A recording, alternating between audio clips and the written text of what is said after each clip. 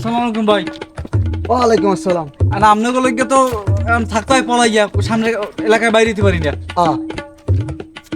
এই তুমি যে এই এলাকায় বাইরে পারো না বুঝছো, হ্যাঁ কি মোর দোষ?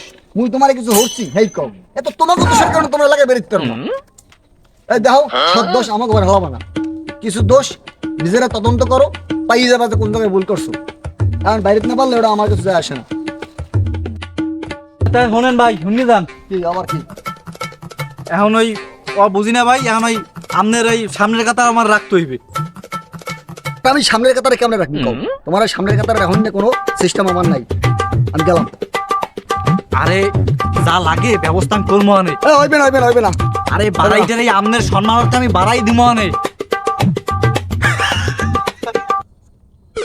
আগে কবা না। তাহলে কথা ওইটাই।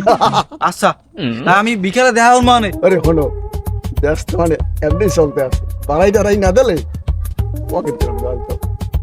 হয় না, পকেট গরম লাগে, পকেট তুমি আমার যা করিও এখন সব কথা আবার সবাই লাগে শেয়ার করি। আর মাথা খারাপ। আর একটা কথা মনে রাখিও, তুমি আমার দলের সামনে থাও আর পিছে থাও, তুমি কিন্তু হাইব্রিড।